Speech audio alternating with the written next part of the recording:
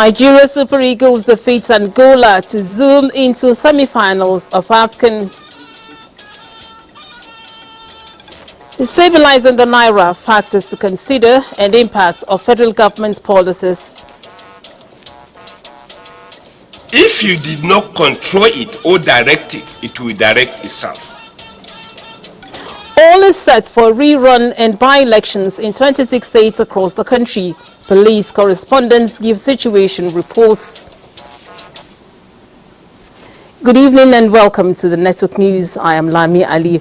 On business tonight, Benny takes us through pathways to economic growth with expert views and all the triggers and strategies for quarterfinalists in the ongoing Africa Cup of Nations with Ayodeji Makinde. Adeola will also join us from our Lagos studios. Good evening.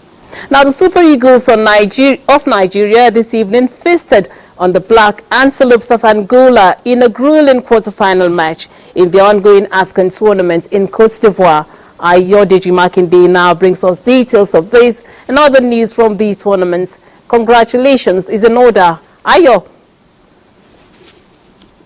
That is absolutely correct. But remember, we still have 2 more steps to go through if we are to win the tournament. But we can still celebrate it at this moment. But let's take it off from there by telling you that the Super Eagles are through to the semi-final of the Africa Cup of Nations after they sealed a 1-0 victory over the Palancras Negras of Angola in the quarterfinal at Stade Boaké. Coach Jose Pesero stuck to his preferred 3-4-3 setup with goalkeepers. Comes after President Bola Tinubu conversed with the team hours before the match to ginger them to go all out and bring back home the trophy for the 4th time. Now, while the players were sweating it out and fighting for the prestige and integrity of Nigeria on the field, which also saw Moses Simon emerge as the man of the match, President of the Senate, Godswill Akpabio, was at Stade Boaké in Cote d'Ivoire to cheer on the Super Eagles against the Palancras Negras. Senator Akpabio, who led federal government delegation, now joins us live via Zoom. Good evening to you, sir. This is one joyous moment that we want to see continue in the semi-final. NTA live. Thank you very much, distinguished Senate President. Now, you were at the stadium to cheer on the Super Eagles. What was the feeling like when the goal didn't come in the first 30 minutes? Well, just like we found that football is a unifying force in Nigeria. I think all and sundry, we love football. So the entire stadium exploded with people who love Nigeria and Nigerians who were there in their numbers. So I led a delegation, including the Deputy Speaker of the House of Representatives, my dear brother Ben Kalu, and many distinguished senators, Senator Lalong, Senator Abiru, you look at Senator Mustafa, so many of them, and I was very surprised to even see some of the governors already there on the spot. I saw the governor of Kwara State, the chairman of governors, and I also saw the governor of Bayelsa State. So football has no boundary. It has nothing to do with political party. And so I was very ecstatic. I jumped up out of my seat. In fact, I think I kicked the next man next to me, the speaker of the Cote d'Ivoire Parliament, who was sitting next to me. By mistake, I kicked him. I thought I was kicking the ball. So the president, it was wonderful. Tell us, in 2013, when we last won the tournament, you were governor of Akwa Ibom State. This is 2024. Yes. What message of ginger would you be giving to them to go all out in the semi-final and get to the final? Yeah, just to let them know that we'll provide more facilities for them in Nigeria. The president spoke to the players earlier in the day through Zoom and gingered them up. And I also met them, even as I met them inside their bus before they even move out to the stadium. The message to them is that they will never be alone. The government of the day is very youth-friendly, and we are very poised to ensure that we create an enabling environment for the youth of Nigeria to realize their potentials. As Governor of Akwa Ibom said, I gave them the best stadium in West Africa. Under Bola Ahmed Tinubu, we shall replicate the stadium in all parts of Nigeria so we can host even the World Cup outside the AFCON. So we are very determined to give opportunities to our youth, and most especially to take them away from vices that take them towards insecurity. It's important we create employment opportunities and give them opportunities such as football for them to realize their potential. The message to them is that the government is poised to support them. My presence here in Cote d'Ivoire with a large delegation of the National Assembly and seeing some of our governors is evidence of the fact that government is serious about youth development. And I'm very excited. I say congratulations to all Nigerian youths. Obviously, there are so many state functions back at home here in Nigeria. But, sir, will you be there to watch the semi-final and possibly the final? I cannot predict because I'm not a soothsayer. But one thing is that definitely I'll watch, whether I'm there in person or through television. My prayers are for the players, and my prayers are also for all Nigerians, and my heart is with them. I've told them that yes, indeed, we will support them.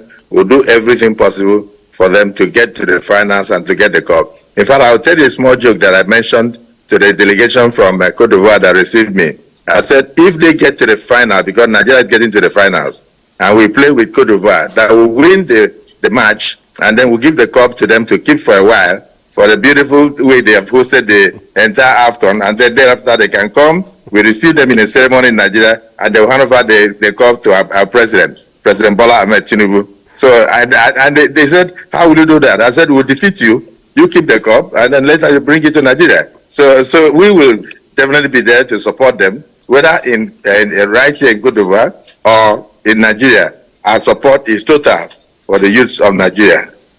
So congratulations to NTA. Congratulations to all Nigerians. This was a feat well done. President of the Senate would like to thank you for joining us live in Abuja for the AFCON updates. Thank you, sir. Thank you for having me. Thank you. I'll be conversing with the President of Nigerian Senate, Senator Godswill Akpabio, on the victory of the Super Eagles of Nigeria over the Palancras Negras of Angola. Remember, we shall be playing against the winner of the match between Cape Verde or South Africa.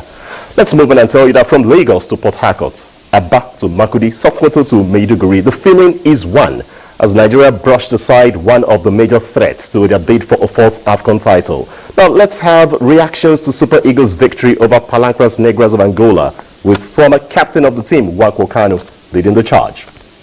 Oh! Come on, Nigeria, come on!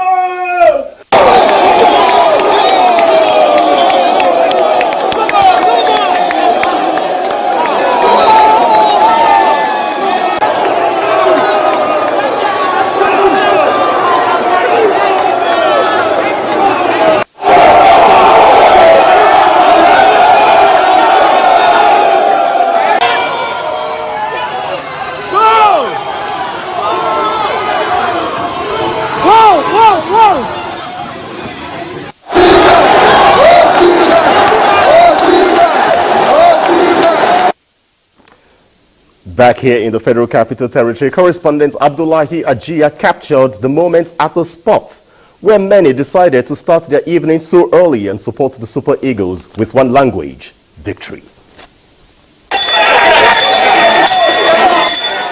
It's been an exciting moment here at one of the relaxation and viewing centers that always provide opportunity for Nigerians and football lovers to support the Super Eagles. And today is not different, as the victory has also showed how positive some of these fans have been here watching the Super Eagles against Angola. Now, call it sweet victory, you might not be wrong, because these football followers say it's been a moment they have been waiting for, seeing the Super Eagles get to the next stage, courtesy of Ademola Lookman's first half goal. Very happy. In fact, 100% happy. Our boys tried and they make Nigeria proud. And this is a signal that Nigeria is going somewhere in terms of sports. And I believe this message will convey to Mr. President Tinubu that the aspect of sport, he has to take very critical. Nigeria, we needed something to make us happy. So these are the only things that unite us and make us happy. So we're happy Eagles is doing well.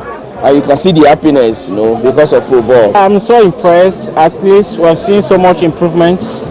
Those places we've been seeing some errors. At least the coach has worked so much about them. So at least we are very happy now. Well, of course, from this stage of the competition and with the victory, the Super Eagles are already in the semi-final, where they have another hurdle to cross before possibly getting to the final to fulfill their dream of getting the fourth African Cup of Nations title.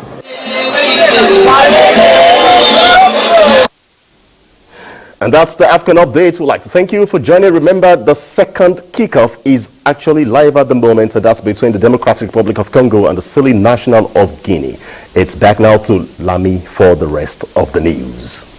Thank you so much, Ayo. And Nigerians are going to be with the Super Eagles all the way to victory. Now, the Minister of Information and National Orientation, Mohammed Idris, has congratulated the Super Eagles of Nigeria for their victory over Angola Friday evening in Côte d'Ivoire. The minister says with the Super Eagles won their victory, which qualifies Nigeria for the semi-finals of the 2024 Africa Cup of Nations, the road to claiming Nigeria's fourth AFCON trophy is in sight. He commends the fighting spirits of the Super Eagles, saying it was a gladiatorial performance that has gladdened the hearts of Nigerians across the world. The minister also calls on Nigerians to continue supporting the Super Eagles. And all is now set for the conduct of off-cycle elections tomorrow in 26 states of the Federation. Tonight, we shall be taking a look at the readiness of the stakeholders in the by-elections. We begin with these excerpts of experts' positions on tomorrow's by-election as put together by Lydia Sampson.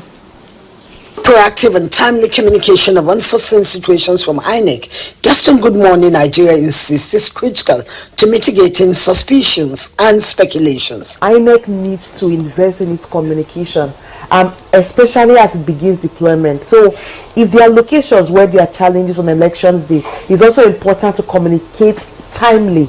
As long as politicians will just see election days as the most important days where they will bring in cash and win the elections, we will continue to lack in democratic dividends, will continue to be deficient in good governance. Similarly, politicians, they noted, must uphold compliance to the electoral laws instead of some of them manipulating the process, causing chaos. Doing everything it takes to ensure that the broader interest of society, the broader interest of the community prevails. Election is a multi-stakeholder affairs. INEC is not a security outfit. INEC doesn't have the logistics, that's the vehicles to convey people, the men and material to polling units on election day. So we need to collaborate with all of these people. To this effect, the guests admonished the Inter-Party Advisory Council (IPAC) to seek political solutions to the Plateau North senatorial rerun by abiding by the rule of law rather than taking the laws into their hands. In Abuja, Lydia Sampson, NTA News. Ebonyi State is one of the 26 states where the by-elections will take place tomorrow in 5 local government areas and a senatorial zone. Chinaza Peculiar is standing by in Abakaliki to bring us to speed with happenings there.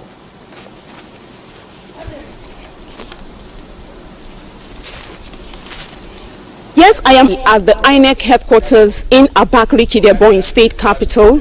If you look at the scene, nothing is actually happening here because attention has now shifted to the 5 local government areas where the by-election will hold tomorrow. The by-election is as a result of the resignation of the Minister of Works, Senator David Umahi. He resigned following his appointment as a minister by President Bola Ahmed Tinubu.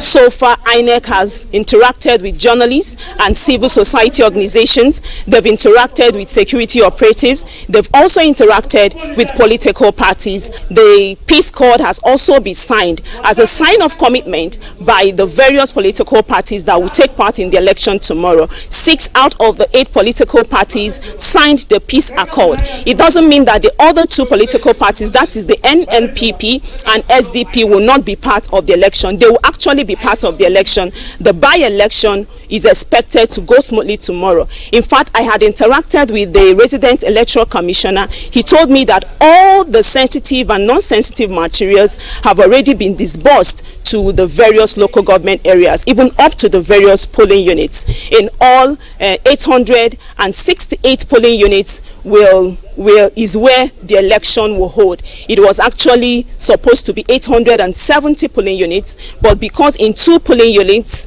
no voter registered in those polling units, so the election will be holding in 868 polling units. So we are keeping our fingers crossed. As it stands now, the resident electoral commissioner is actually touring the 5 local government areas of Ebonyi State to ensure that the election goes smoothly. It's back to the state.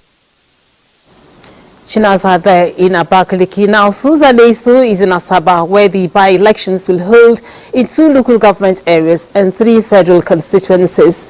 She brings us details on the state of preparedness of the stakeholders. Now, Susan, how prepared are the people involved in the by-elections for tomorrow? Thank you very much. And before I go into the preparation so far, the rerun is a fallout of the judgment delivered by the Court of Appeal on the 8th and 25th of November 2023, which affirmed the nullification of elections in Burutu North State Assembly constituency and the Ethiopia West State Assembly constituency by the trial tribunal judgment. So in Burutu North State Assembly constituency, the election will be taking place in 4 polling units across 2 wards, while Ethiopia West State constituency would have 37 polling units across 5 wards. And according to the Independent National Electoral Commission, about 90% of election project plans have been concluded already, and 30,190 voters registered, but 29,561 have collected their PVCs. And so that is what it is now. And then these election in these constituencies were cancelled as a result of many infractions, including bypass of beavers, violence, and overvoting, among other irregularities. And so the election will hold tomorrow between the hours of 8:30 a.m. to 2:30 p.m. As we speak, materials and electoral officers are already in these constituencies awaiting the elections tomorrow. And in terms of security too, the information from the State Command of the Police says that security will be highly concentrated in these areas. And of course, the political parties have signed a peace accord to ensure that the elections go on peacefully without any hitch, without any violence. So that's the level of preparations here in Delta State. Thank you so much, Susan, for the update from Asaba. And in the studio with me is the Commissioner of Police in charge of election monitoring, planning and execution, Commissioner of Police Basil Idegu. CP, we thank you for coming on the news tonight. Thank you for having me. Good evening. Now, tell us what measures has the police put in place security-wise towards ensuring flawless exercise across the 26 states where these by-elections are expected to hold, taking a look at what led. All right, you can go ahead. Thank you very much, and good evening, viewers. Well, as has been made known to the security agencies by INEC, there will be 6 by-elections and 35 rerun elections in 26 states of the Federation. And we know that it is the responsibility of the police, with the active support of other security agencies, to ensure that adequate security is provided for the electoral process to be hitch-free. As we speak right now, our personnel and logistics are already in position in all the locations where elections will be held. And we don't just deploy randomly, we deploy based on the threat profile of each of the locations. And that has been done. The tactical units are manning the flash points, and they are equally responsible for the movement of electoral materials and ensuring that they respond to distress calls, while the personnel who will be manning the polling units will be in position tomorrow along with the INEC officials as early as 6 a.m. in the morning. So to a large extent, we have mobilized our personnel and logistics for this election. All right, Commissioner Sir, we are going to get back to you. Now I'm going to join our colleague live, Usman Abdullahi Shehu. He's in Birnin Kebbi. So Usman, how are you? How is the mood there in Birnin Kebbi? Well, thank you very much. Here in Kebbi State, election is going to hold in 2 federal constituencies. A by-election in Shanga, Yauri, in Gaski Federal Constituency, and a rerun election in Arewa, Dandi, Kamba, which is Kamba Federal Constituency. The by-election in Yauri, Shanga, in Gaski Federal Constituency is as a result of as a result of the elected member being appointed as the State Minister of Education, and then that federal constituency has about is constitutes of 3 local government areas with about 413 polling units. And then the other federal constituency, which is Arewa Dendi Federal Constituency, constitutes of 2 local governments, and the election is going to hold in 25 local government, in 25 polling units. And on the side of the INEC, the INEC have already stated that it has completed all the required arrangement to conduct a credible election. Just as yesterday, the resident electoral commissioner in the state here, Abubakar Sarkin Fada Dambo, when he was speaking to the journalists, he said they have completed everything, as they have finished distributing the non-sensitive materials. That's on Tuesday, and then yesterday they also distributed the sensitive materials to all the affected areas. Thank you, Usman, for that update from Birnin Kebbi. Now, coming back to our CP that is still here with us in the studio. Now, looking at what led to the situation that we are now, that is the by-elections and the reruns that we're going to have tomorrow. Some of these elections are going to be held as a result of not obeying the electoral regulations and what some observers described as recklessness of the political players. Now, Commissioner, what is your take on this, especially on how to curb the trend? Okay, well, as I stated earlier on, we have the threat profile of all the areas where the elections will be held, and we have identified the flashpoints as well. And based on that, we are ensuring that adequate deployment will be made to these areas. Although we are treating every area equally, but we know that there are some areas that have greater needs in terms security-wise. We are going to give adequate attention to those places. The CPs in charge of all those areas, they have been carrying out raids, and they have been engaging the stakeholders in those areas too. And it is believed that with all these measures, we'll be able to have a free, fair, and credible election. All right, finally, what is your advice for those that will be participating in the by-elections tomorrow, that is the electorate, and of course those that are contesting in the elections? Of course, I want to reiterate what the Inspector General of Police said some 2 weeks ago, that the police is poised to ensure that we have a hitch-free electoral process. And I want to assure the citizens in all the areas where elections will be held that adequate security has been made available. We have the response team that can respond to any threat whatsoever, and they are in position already. And so I don't think anybody has any cause to fear. We have done this severally, and we are poised to repeat what we have done in the past.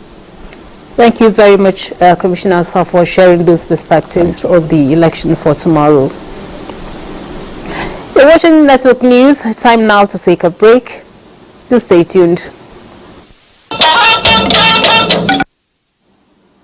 You're welcome back. Now, the Central Bank of Nigeria, CBN, says it has stopped daily cash reserve requirements debits for banks.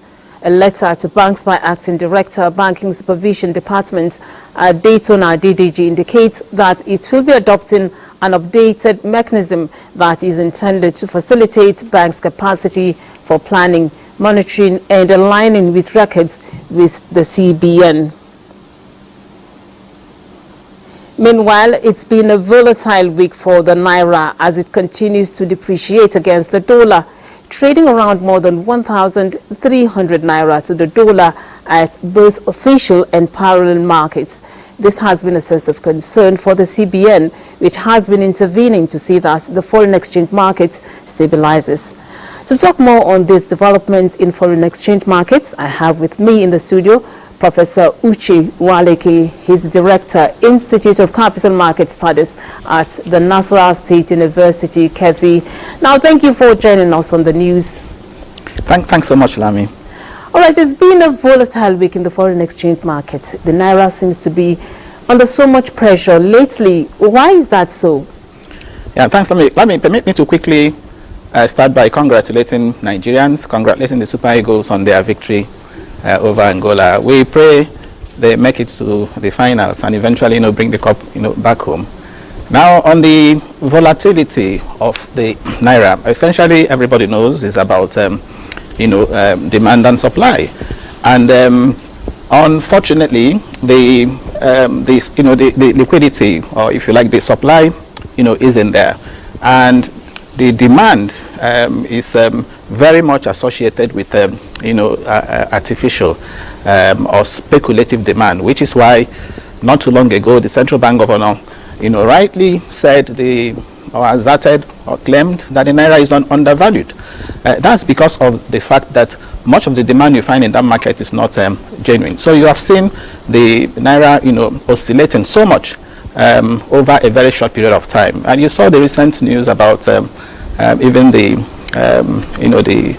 central bank adjusting, approving that adjustment in the exchange rate for clearing cargoes now to 1,356 naira.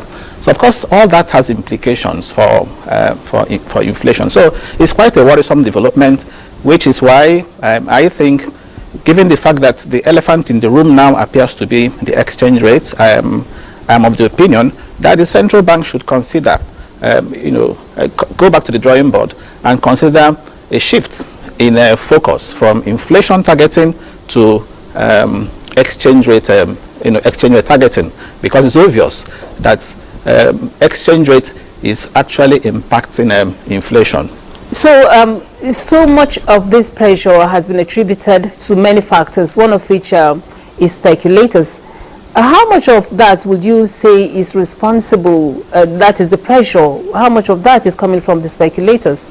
Yes, no, that's the point I alluded to earlier. You see, it's actually a double whammy, situation. The naira is losing value. Domestically, inflation rate is on the rise. The last inflation rate 28.92%, and so because that is happening, you also find people resorting to the dollar. So what you find happening now is that unlike previously, a large number of people are now engaging in demanding dollar, not only for if you like, precautionary purposes. They're also, demanding the dollar for speculative purposes and even for transaction purposes. We find people now spend dollar, in Nigeria. So part of why you find again this speculative demand is also because people are also demanding the dollar as a store of value. Okay, again because of the fact that inflation has also eroded the value of the naira. So it's common now to find people hoard dollars, just as you also find people hoarding naira. It's really a difficult situation. Recently we read that the currency in circulation as of December. So how do we adapt and navigate in this foreign exchange crisis? Yes, both the monetary and fiscal authorities, have roles to play. I've just told you about what I expect the central bank to be doing to now focus on exchange rate, targeting.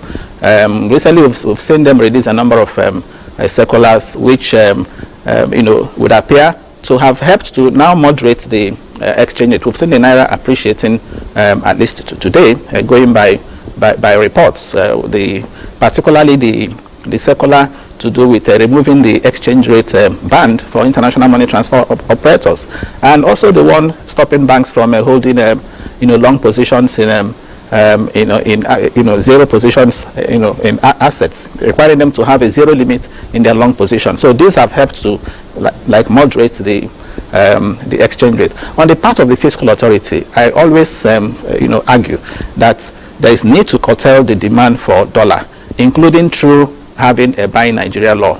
If we can have a buy Nigerian law, that will go a long way to curtail demand. Thank you, Professor. We don't have much time. This is where we're going to stop. We thank you so much for sharing your thoughts with us. My pleasure, Lami. Up next is Business News with Benny. Benny, you're on.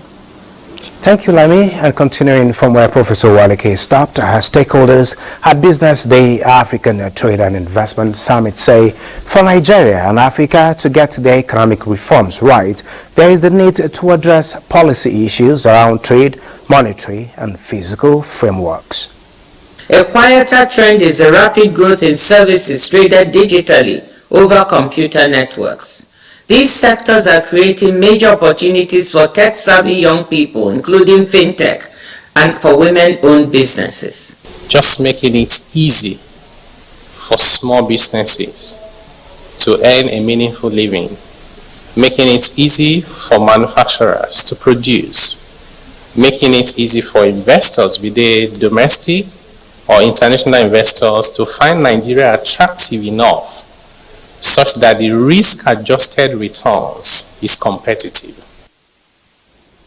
Now, another set of stakeholders at a retreat towards strengthening civil society's understanding and capacity to influence tax expenditure and debt management in Nigeria are advocating regular audits of public debt management operations in line with World Bank policies to ensuring compliance and transparency. At the heart of everything here, you could see lack of prioritization of social sector and lack of concerted effort by the authority to be more creative, to be able to find more revenue that can actually help with the development. And I think all of us as Nigerians will need to rise up and speak to this. It's not just what one organization or two will speak to. The citizens need to hear this. The citizens need to hold each government accountable so that we will all address these challenges. And taking a look at the markets, the all-share index and the market capitalization appreciated by 1.97% and 2% respectively to close the week ended today. 27 equities appreciated in price during the review week, lower than 35 equities in the preceding week. 64 equities depreciated in price, lower than 65 in the preceding week, while 64 equities remain unchanged, higher than 55 recorded in the preceding week. The market recorded total turnover of 3.893 billion shares worth 95.147 billion naira in 69,117 deals. The financial services industry, measured by volume, led the activity chart with 2.64 billion shares valued at 47.654 billion naira traded in 31,929 deals. The oil and gas industry followed with 347.962 million shares worth 4.64 billion naira in 5,972 deals, and the conglomerates industry with a turnover of 337.682 million shares worth 4.709 billion in 5,493 deals. That is a business news. Network news continues, but after this break with Adiola in our Lagos Center.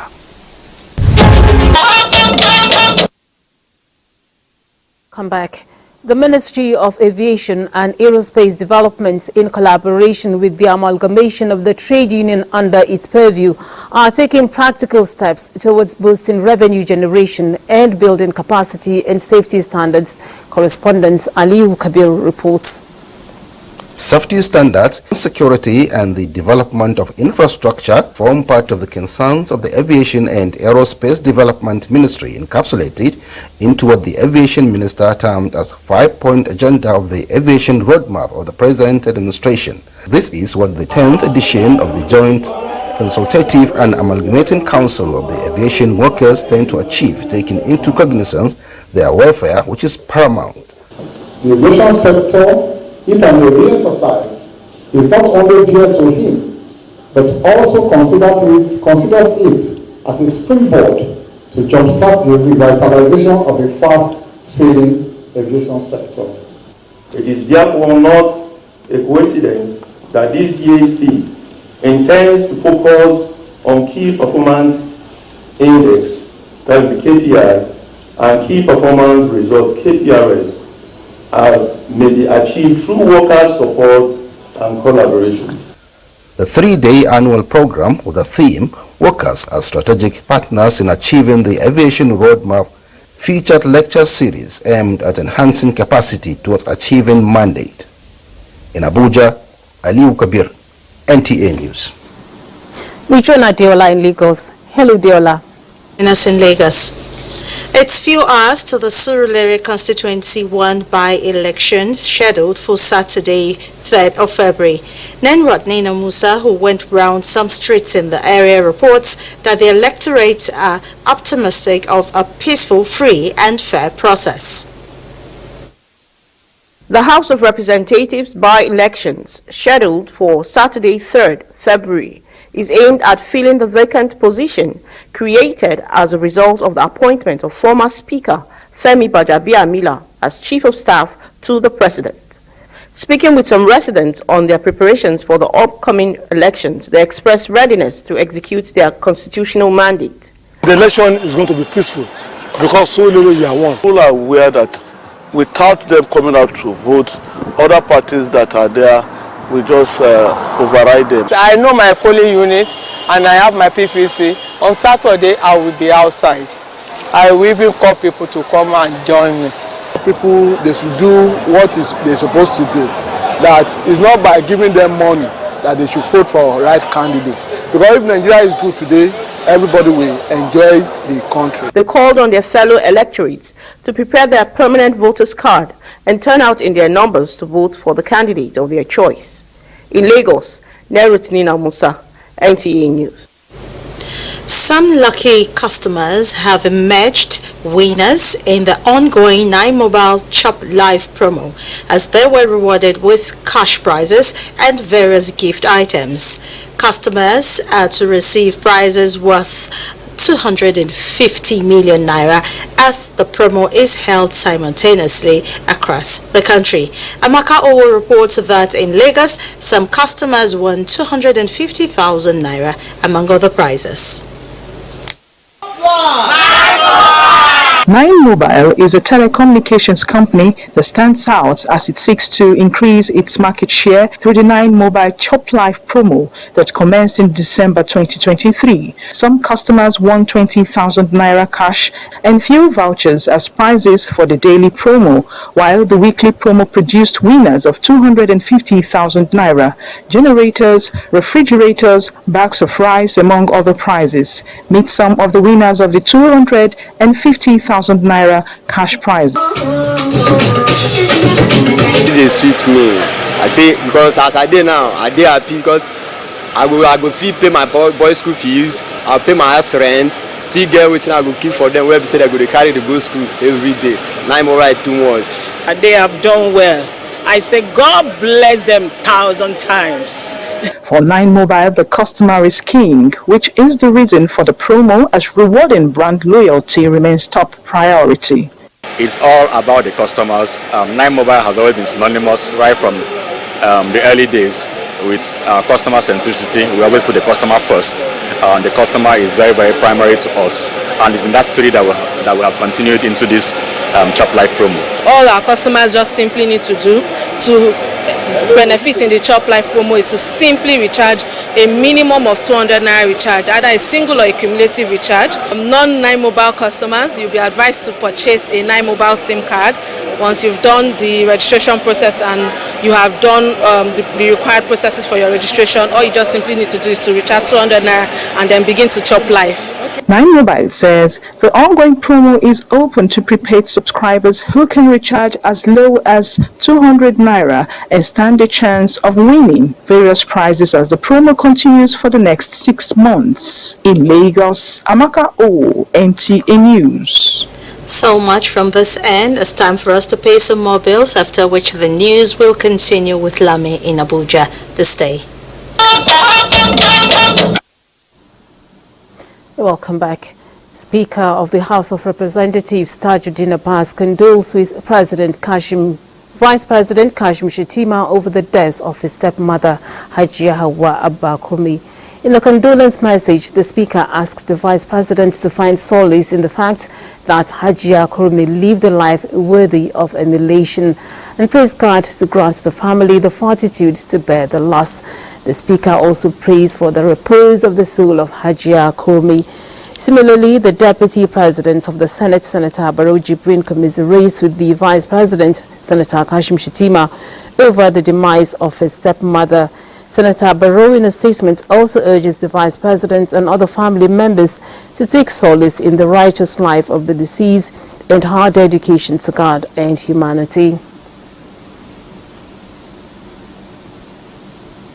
Now, former President Muhammadu Buhari condoles with Vice President Kashim Shettima over the death of his stepmother, Hajia Hawa Abba Kurmi, who died on Thursday in Maiduguri, Borno State's capital. Muhammadu Buhari expressed his sadness over the incident and praised God to strengthen the Vice President Kashim Shettima and his family during this period of mourning. Up next is Saturday's weather prospects. For joining us on the weather forecast for Saturday. Dust is still prevalent across the country with poor horizontal visibilities, especially to the northern region. However, over the coast of the south is a bit different weather-wise, as we expect few patches of clouds formed as a result of the moisture influx. And this is expected to be sustained in the next 24 hours. So we anticipate visibility range of 1 to 3 kilometers in moderate dust haze over the northern region, the central and the inland areas of the south, with possibilities of few places reporting visibilities as low as 1,000 meters. The stretch of the coast are likely to wake up to early morning mist and fog patches. The air quality here shows very unhealthy air over most places within the country.